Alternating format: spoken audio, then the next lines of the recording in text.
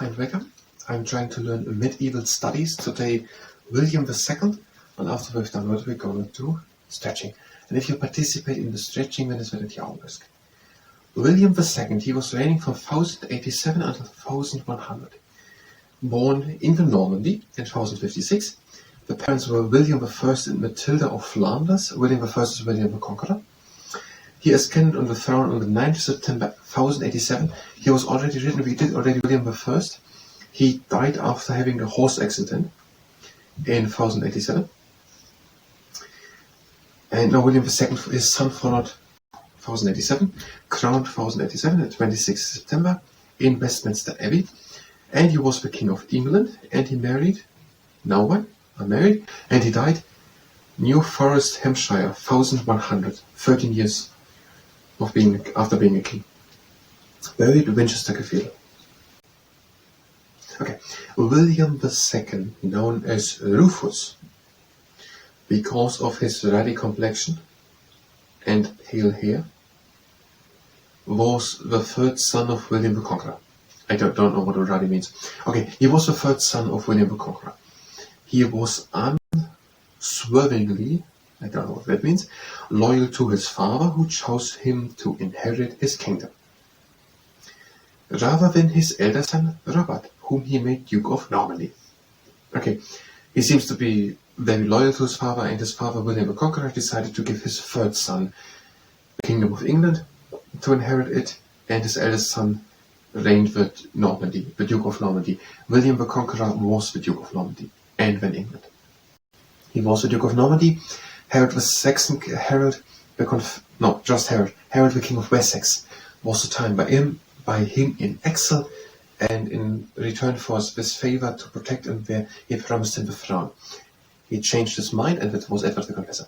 Edward the Confessor was in the Normandy. Edward the Confessor changed his mind, and he didn't give William the Conqueror the crown of England, but Harold of Essex. William the Conqueror wasn't happy with it. He invaded England. In the Battle of Hastings, he bet then Harold the Saxon king and became then the King of England. Now, the existence of two strong men in charge of two parts of the Norman kingdom gave rise to difficulties for William, for the lord who owned estates in both territories, worried about the conditions of tenure from each ruler. Okay, the Norman kingdom was led just by William the Conqueror, with Normandy in France and England. And now it was led by two different people, the eldest son and the third son. And there were some people having properties in both countries and so on, but led to a problem. Suddenly the kingdom, or the almost empire, the kingdom, was ruled by two different people. William II had strong character and continued his father's transformation of England into a unified and well-organized kingdom. In 1088, he put down a rebellion of barons who supported his brother Robert and repelled an invasion by the Scots led by Malcolm III. Okay, he continued to try to unify all the country, and he's not written if he did it also with force, but at least did he not let people to say something against it. And there was also an invasion from Scotland by Malcolm III, and he was also repelling that, or his troops. He also suppressed the rising of lords in North Wales. Thanks to Robert's enthusiasm for the First Crusade. Robert is his brother, the brother of the Normandy. So, thanks to Robert's enthusiasm for the First Crusade,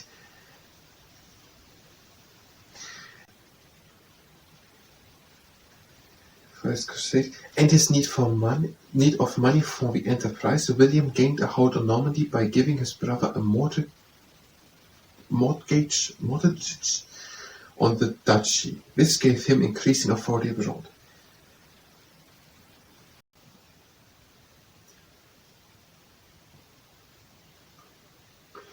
Robert was doing the First Crusade, and to finance the First Crusade, which Robert had a part in, he lent money by his other brother, William II, or Rufus, to make that. And he got a mortgage on the country of Normandy or something. And that gave, because Robert was lending money from his brother, a bigger authority in the Normandy. Like his father, William was the builder of castles and began in London by building Westminster Hall, a centre of government.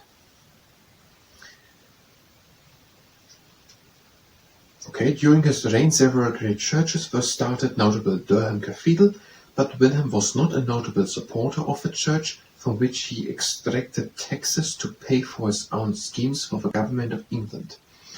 He also confiscated church property to distribute among his friends. This led to quarrels with the powerful Anselm, the Archbishop of Canterbury, who went into voluntary exile to protest against the confiscation of church properties. Okay, buildings were built. Westminster Hall was built in London. Also, Durham Cathedral was being started to build, and other churches in England were built. But he wasn't completely so much on the same aisle as the church. He let the church pay taxes to him, and that led him into a quarrel with the Archbishop, who in protest left the country.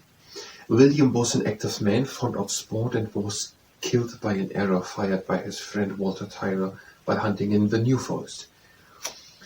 Walter incautiously aimed an arrow at a stag, which missed a stag and pierced the king in the breast. It has been suggested that this was not an accident and that Tyler was acting under orders of Henry I, William's brother, present at the scene and who succeeded William to the throne. Okay, I don't know what I should make out of that information here.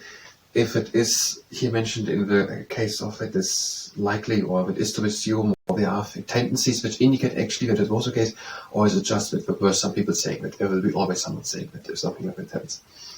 So I don't know if we can take this information as it might be that his brother or his brother Henry I, or was William's brother on the advice of Henry I, or whatever it was, made that maybe, I don't know if you can say that. It could be that it's just mentioned like, there will be always people saying that it was someone. Okay, no, what was happening here, I don't know what the stag is. If it is an animal or something, they were either hunting or just arrow shooting, whatever, they were firing arrows, and we have to take it as an accident or whatever, hit them then and kill them. The line of reign, 1087, 1100. 1087, William II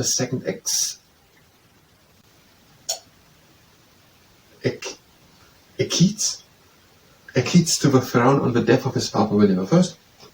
Archbishop Lanfranc dies. The archbishopric remains vacant for 4 years. So for 4 years they had not an archbishop.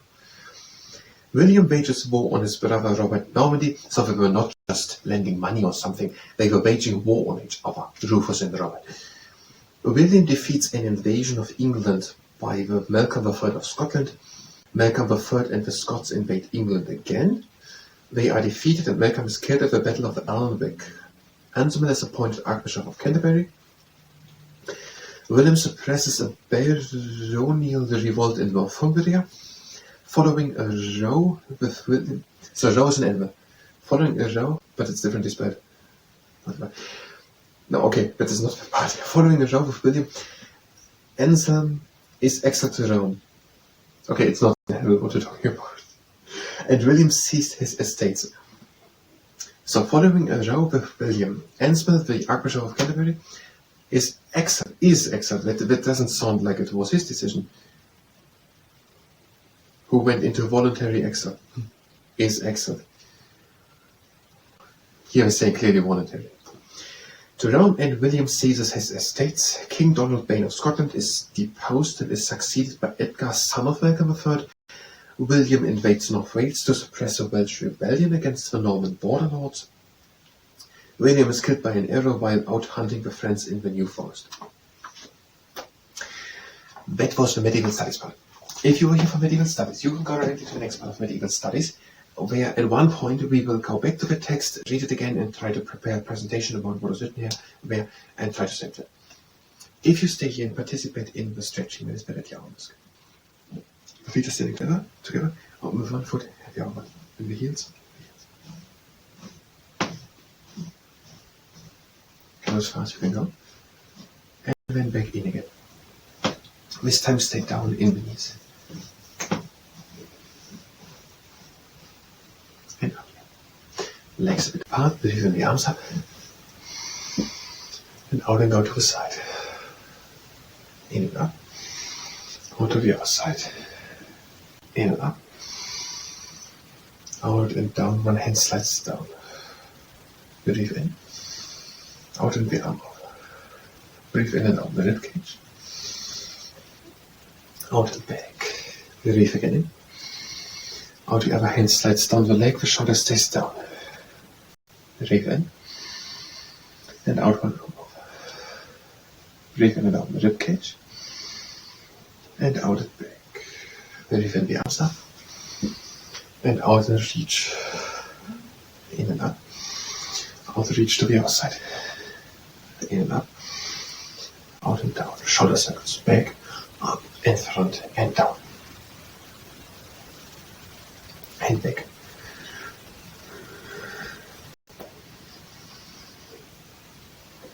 And breathe in the shoulders up. And down. In and up. And down. In the arms up. And reach always with one arm high up. Pretend to take an apple or something, to turn it a bit around, and then to harvest it.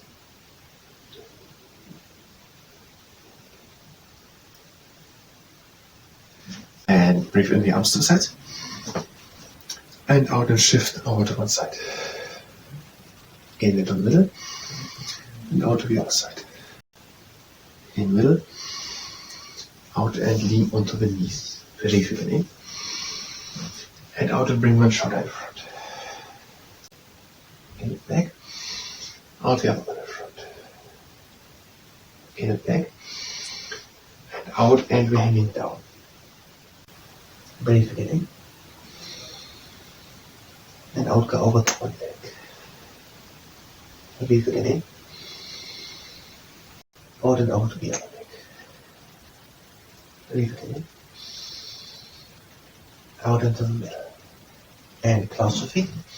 But we keep on hanging down. Breathe in. And out. Again in. And out come slowly with the sound back up and against the top and backwards. Shoulder up. The torso pointing to the outside. Breathe in the arms up. And out and sink down. Elbows against the insides of the knees. Breathe in, straighten up. And breathe out and come with the back up. Breathe in. And out and down. Breathe in and straighten up. And out and come slowly in one straight line upwards. Hands in down. Have a good standing leg. The knee of a mobile leg on top of a knee of a standing leg. Breathe in. And out and sink down. And again. And change the leg. Breathe in. And out and sink down. Yeah. Legs to the sides. Breathe in and out. And out. In and up. And out. Breathe in and close the legs. And breathe in and out. That was the stretching. I thank you very much. And